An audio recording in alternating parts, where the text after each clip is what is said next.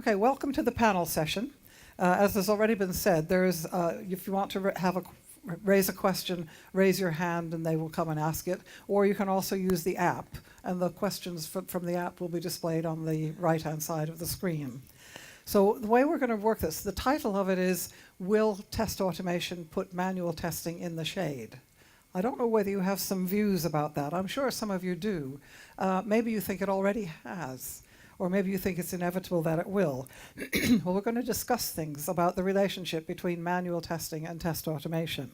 The way it will work is I'll give the panelists a few seconds, 30 seconds at most, just to say who they are, and then they have about 2 minutes to put their position forward as to what they think about the relationship between manual and automated testing. Ask questions at any time, and if you come up with interesting questions, I'm quite happy to divert from what we've planned to take your questions, because that might make it even more interesting. We do have a few topics to discuss in our back pocket as well.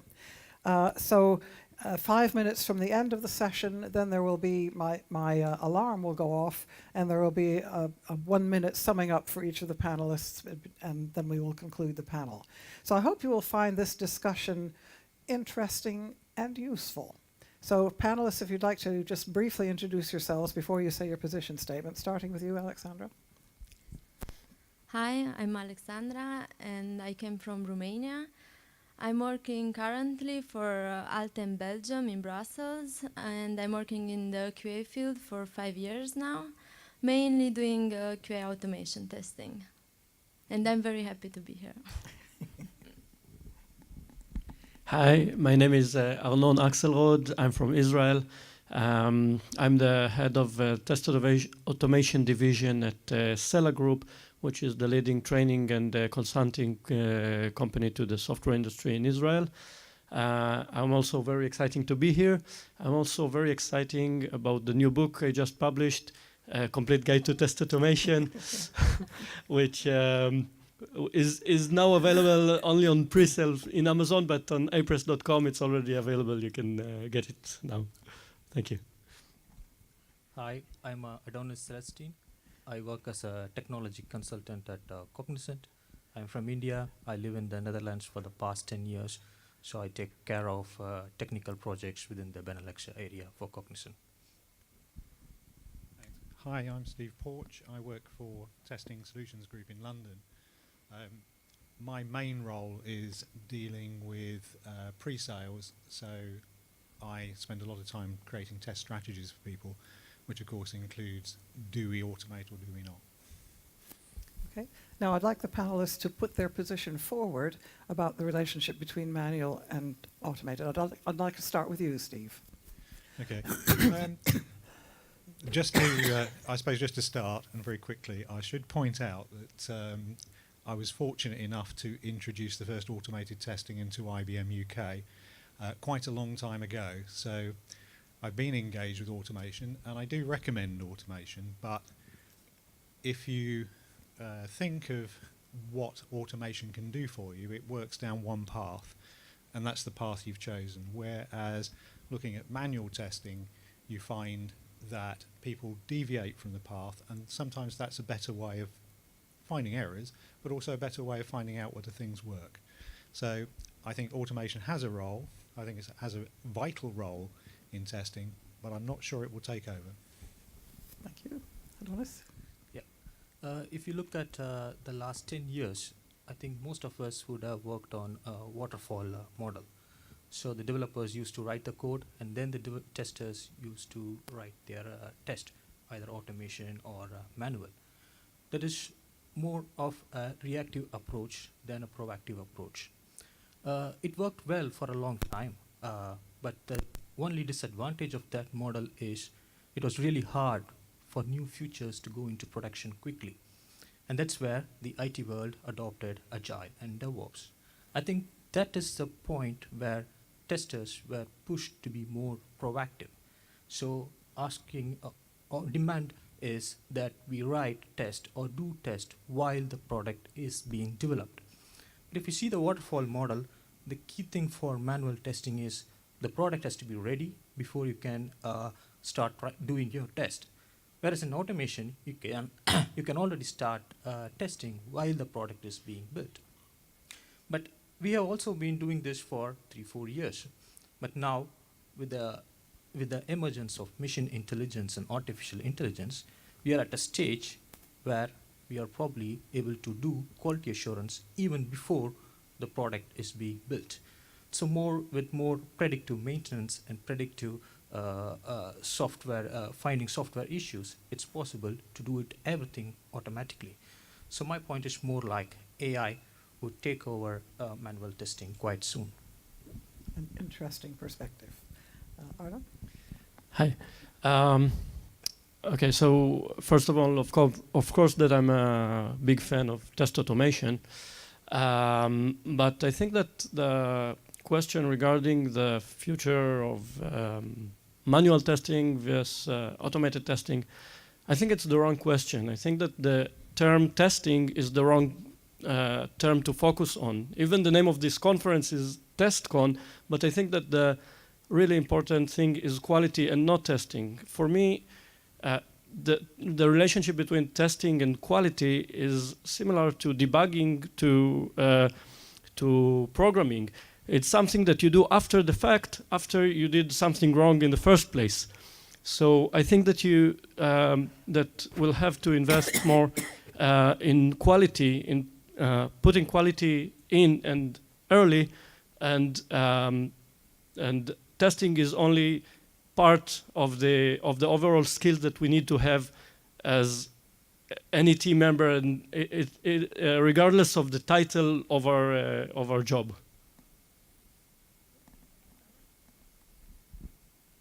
So I very much agree with what you said, but to respond to the question if test automation will put manual into shade, for me it won't. I mean, it already put it a little bit manual testing into shade because, for example, we didn't have a few years ago UX automation, but now we have it. So a little bit automation will start to be something more. But there are also many testing types that cannot be automated or can be partially automated. For example, database failover testing, recovery testing, security testing cannot be totally automated.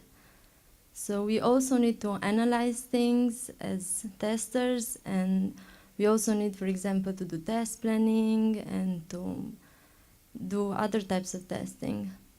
So there will always be a place for manual testers. And I like to do an analogy between testing and doctors, for example. You have like a neurosurgeon, you have a cardiosurgeon, so it's exactly the same in testing. You have QA automation testers, you have QA manual testers, you have performance testers, penetration testers, security testers. So there are a lot of fields if we discuss about the difference between them. And I would say no, that's my answer. Okay. Any comments from the audience at this point? We have something up there, and I can't read it.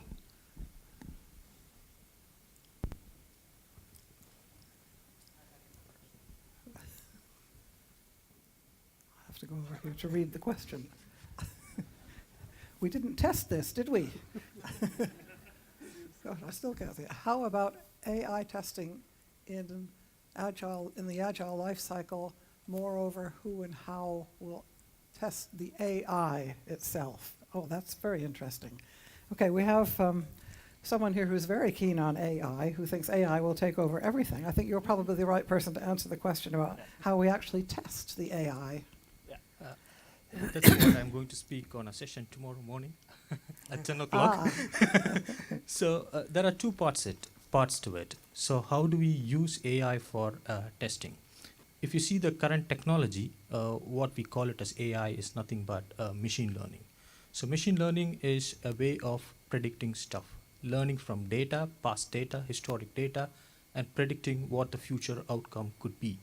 If you take software testing, for example, we have defects. So we have a history of, if we have a history of defects for a period of like 5 releases or 10 releases, it is possible for machine learning algorithms to predict what the issue could be in the next releases. That is one way of using AI for predictive quality assurance. You actually predict the issue before it happens, and you can prevent it.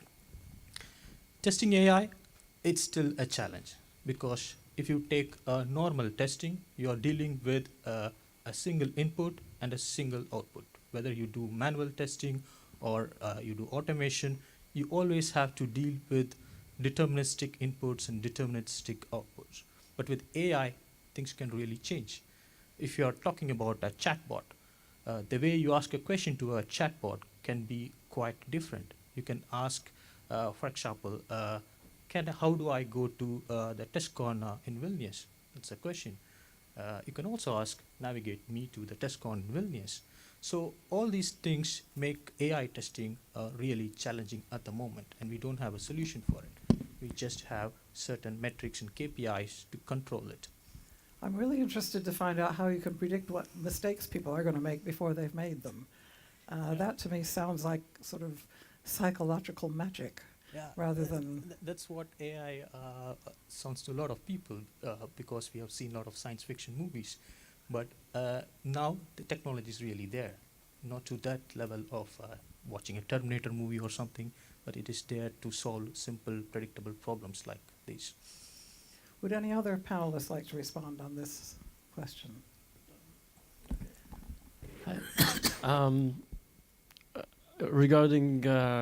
Regarding testing AI, I agree with you. Regarding using AI for testing, I believe we cannot predict the future. Maybe AI can, but we cannot. But I believe that what we call AI, which is a big buzzword, is a set of technologies and techniques which are specialized in very specific type of problems. Indeed, very interesting problems that we couldn't solve easily without deep learning and things like that we have today. But I believe that it will only solve very specific problems, and I don't think that it will take over all of testing or all of test automation, because I think that the common sense and the thinking about what's the right way to write a test and what can be a problem, these are things that requires human thinking. And I don't think it's something that AI will solve in a general way. Like, I don't believe that AI will write the code of our applications. I think it's a problem in the same level. So I remember years ago when there was a new program came out, and this program was going to solve all the problems of software development, because this program was going to be so easy to use that business users could write their own code. And this solution was called COBOL. Remember? So I'm suspicious about things that solve all our problems, always. Steve, do you want to say anything about it? No, I was just going to say that I started programming in COBOL, and I certainly didn't find it something that you could do instinctively, that's for sure. Alexandra, did you want to comment? Yes. There are now two things that they want to solve with AI. So one of them is when you have the test results, AI will analyze it by itself if it's a defect or if it's a new implementation. And when you run the test, for example, the AI, what it will do and what it does, currently I tested one testing framework, TestIM, to see how it works actually. And you have, it identifies your object, it identifies all the selectors, and then you can change the code, for example, of a login button. And if you change the code, what it tries to do, it tries to actually find some of the selectors of the object. And if it finds them, then it can locate your element automatically, even if you change it. So that's one thing that it does. But if you have two elements on the page and you change both of them, and they are both like two buttons, then it won't work. So you don't have like the solutions yet for AI. As Arnon said, when it's deterministic, then machines can do it. but when it's not. I mean, there was this self-driving car that recently killed a woman who was pushing a bicycle with a shopping bag on it. I was reading something about that, and apparently the intelligence in the car had a lot of trouble trying to identify what it was, and eventually it realized that it couldn't identify it, so it was an unidentified object. It was still heading straight for it, and it brought it to the attention of the human being 1 second before impact. And that's, was that working?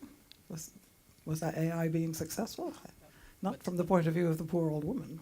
But in my opinion, what we are talking about is the technology as of today. But the question is more in future, what will happen to manual testing? So, good point. Yeah, so if you talk about AI, scientists say that because of the increase in processing power and digital data and everything, we will reach AI singularity by year 2030 or 40. That is the level where AI intelligence will reach the intelligence of a human brain. It would be really interesting to see at that point what would happen. How would AI react to these problems? So I agree with all of you that today we have issues with AI. It's not perfect. But in future, it could change everything.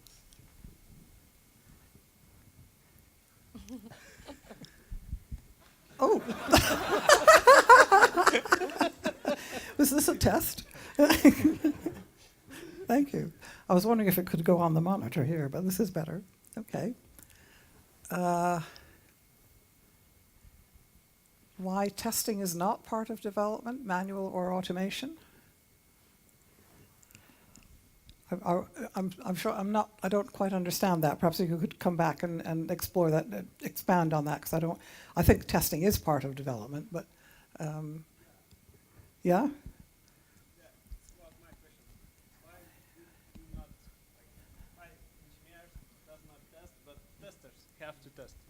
So why don't developers test and leave it to the testers? No, why developers do not do testing like part of development, and when everything is tested and developed, only then thing is like ready. Who'd like to? Steve? Yeah, well, I always joke about the fact that developers wouldn't know a unit test if they touched it, but that's based on my own experience. It says when I was a developer, I think we sort of tested it around the edges. It wasn't really anything formal. My view these days, though, is that the developer's tasks have become significantly more complex. When I started, you could embrace the whole system because they were small, and that's the limitations of the hardware. Whereas these days, a developer doesn't actually see the entirety of the system. So it is quite difficult, and I think they do, well, I'm absolutely certain they do test the bit they're working on, but sometimes they don't actually have the understanding of where that's going further down the line. And I had an interesting conversation with one of the other speakers last night, which said, actually what we should be doing is getting developers and testers working together, because the testers have a wide view, not necessarily in any depth. So they understand how the system looks from end to end, and especially in complex multi-system applications. So I think the developers do test. I think we have to work out where is their boundary that says, I'm going to test this far and leave it to someone else to do the other piece of testing. Otherwise, they wouldn't write any code. No, potentially, anyway. Yeah, if I can comment on that also. I think it depends very much on the particular skills of the people in the team. There can be developers which can be very good testers, sometimes better than other testers, and maybe vice versa. I think that teams should be self-managing themselves and finding the best people to do the best their best jobs. So I definitely think if a developer can test, I think that developers should be able to write tests and to execute tests, either manually or write automated tests. I think it's a very important skill the developer should have. But again, as a team, we should have all the skills in the team. So not necessarily everyone should have all the skills in the highest level. Okay. And Alexandra? I just wanted to give an example because actually my favorite project that I have been working on, it was in a cross-functional team with developers and QAs. And for example, developers have been starting to write the unit tests, and we as testers, we have been starting to write the integration or end-to-end tests. And then the developers would verify also our code. So we worked together. And after that, we would do the UI tests, the testers, but we worked like together for everything. So I would prefer working like that, and developers do write actually tests also. Okay, let's take another question. Are they going to move over here? Oh, they did. Isn't test automation mostly regression checks for new features? Manual exploratory testing is essential to development. This next one is related, actually. In the modern world, QA engineers should combine both manual and automation. Do we need this separation?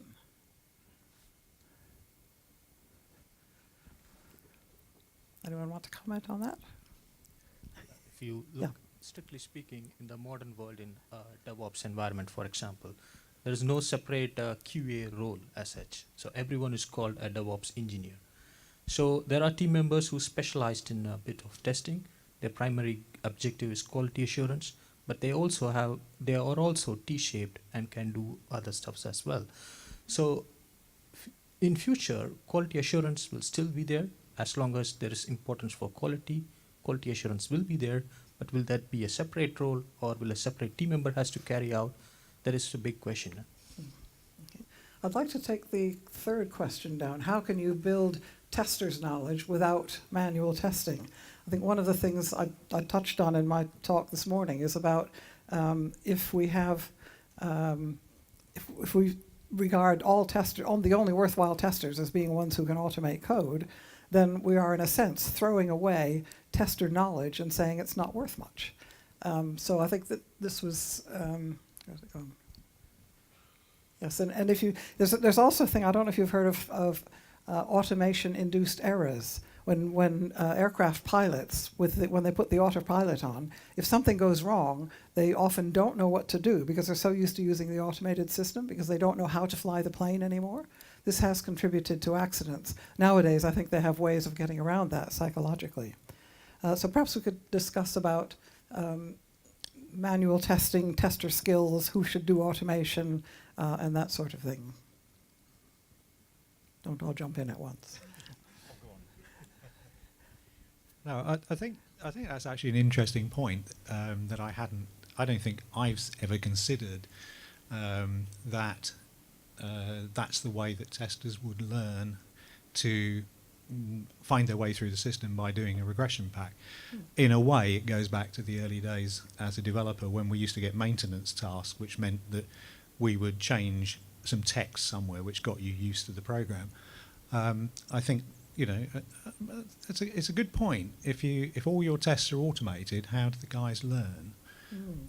So maybe that's, you've solved one problem by automation, and now you've given yourself another one, is you can't bring a tester on board to learn the system except by making them into an overhead rather than doing a positive task.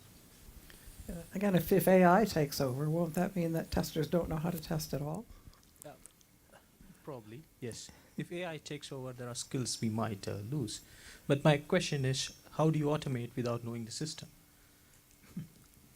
It's a because you cannot write a good automation code if you don't know the system in and out.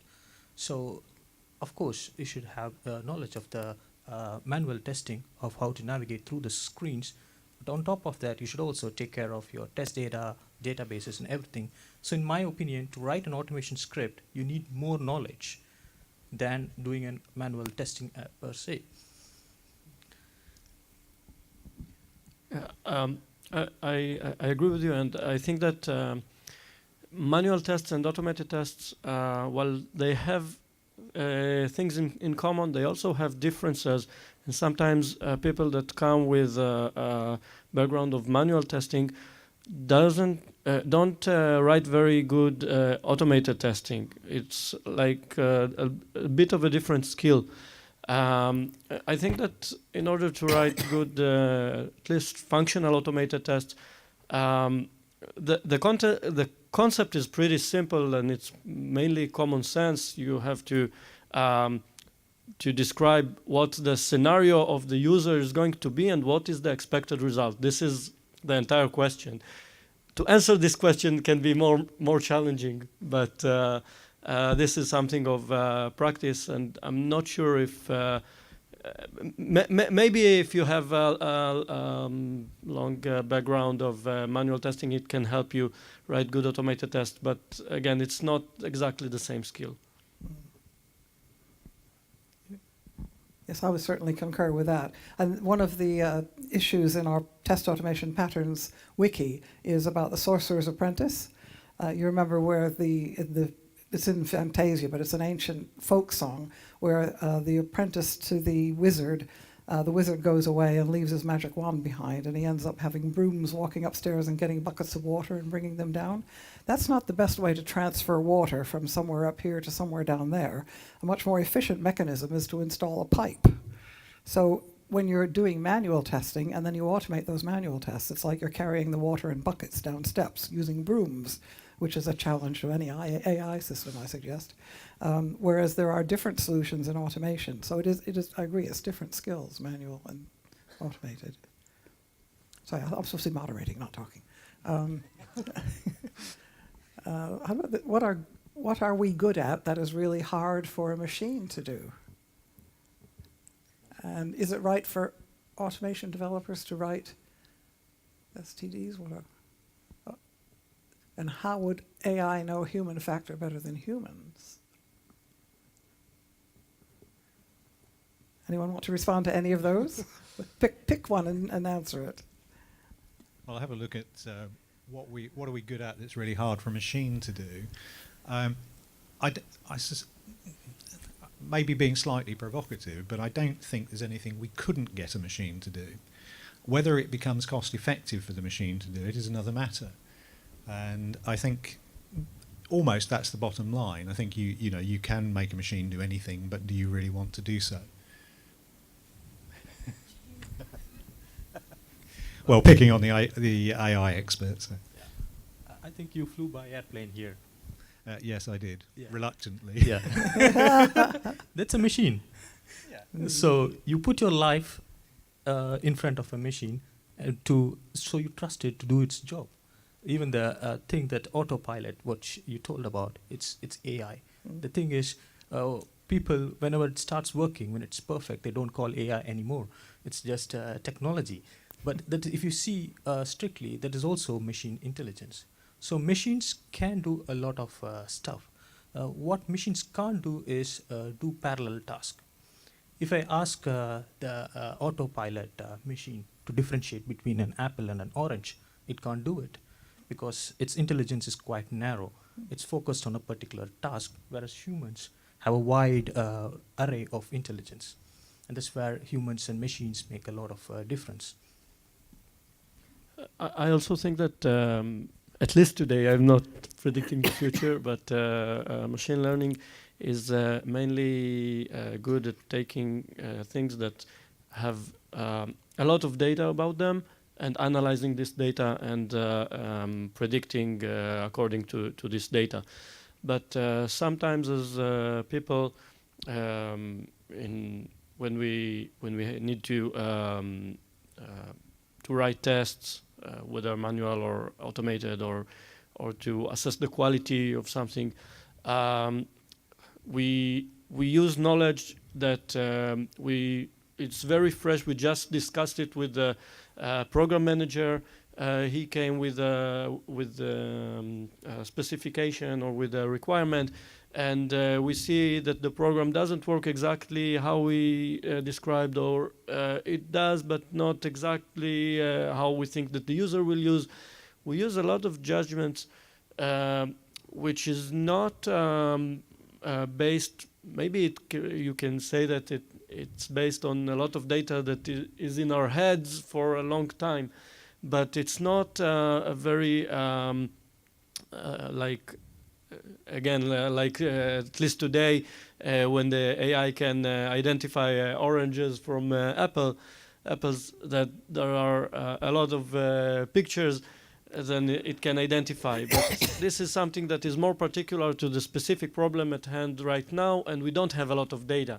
We use judgment to assess it. Okay. Anyone with a question they want to raise? Yes, one over here.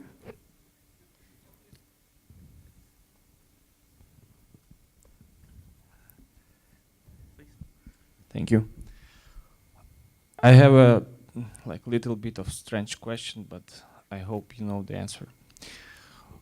Why testers, why people, from historical perspective, when and why people decided that there should be special people just to test the software? Because previously there were no testers at all. There was just the pure machine, the raw code, and the developer. And these guys was able to do pretty complex and good software for this time. For example, I don't know, send human to the moon. But there were no manual tester, the guy whose job is just to test software. So what do you think? Why why is there such Why is it a separate role Yes. as a tester? yes? That's a very interesting question. Yeah, I'll take it. It's indeed a very interesting question, and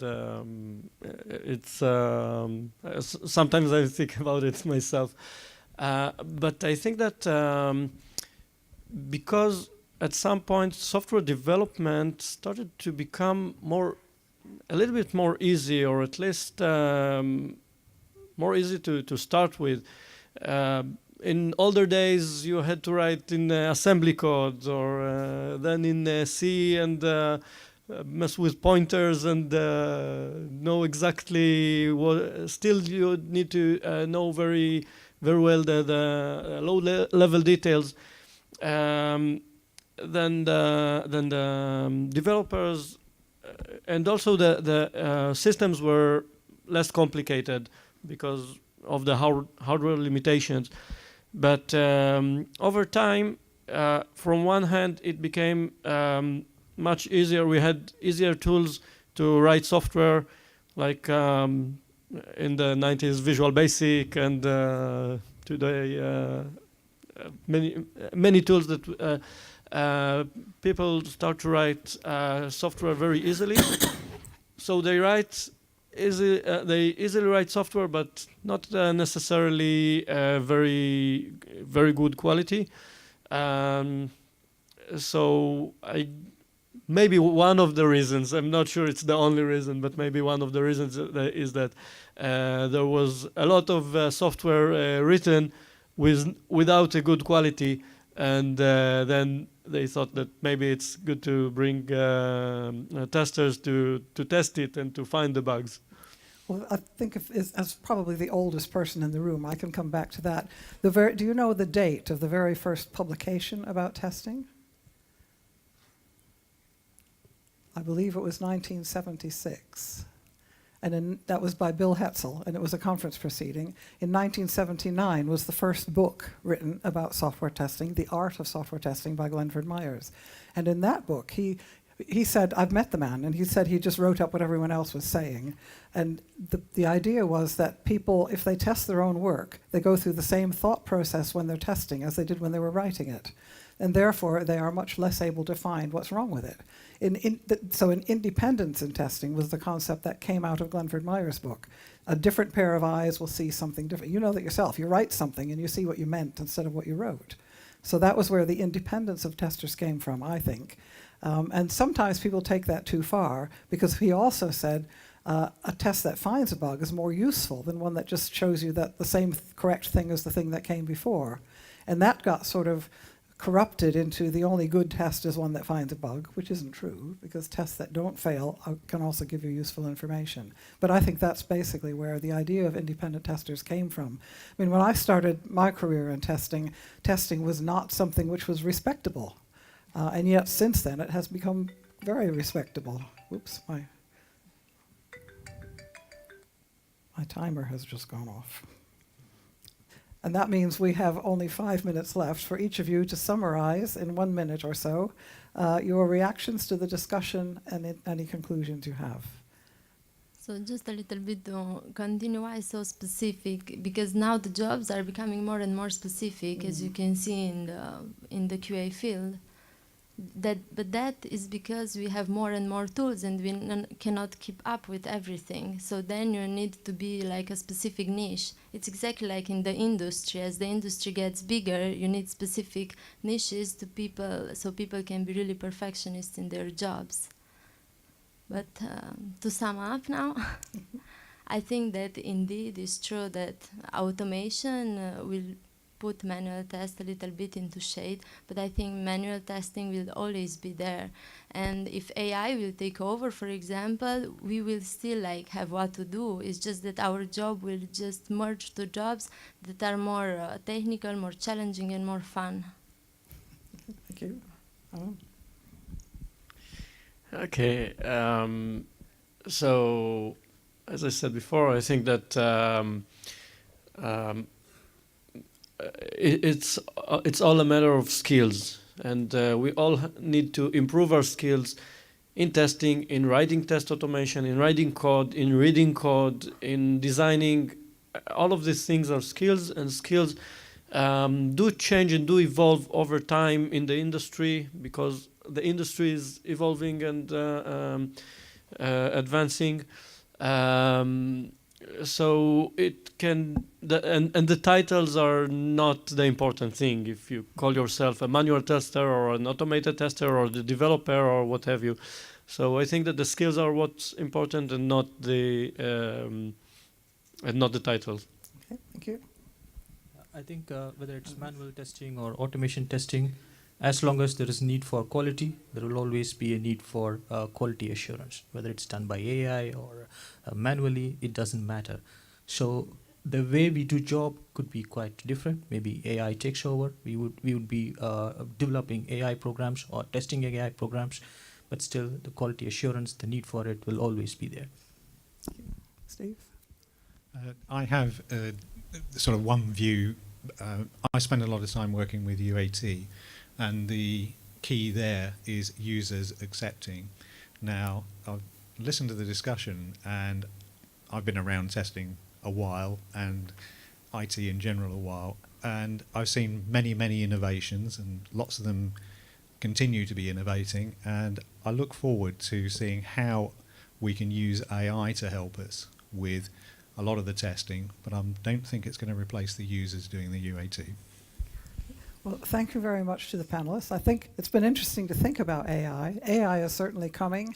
AI will do things. AI will take over some things. Let's hope AI makes the job of the rest of us easier to do. Please give a round of applause to the panelists.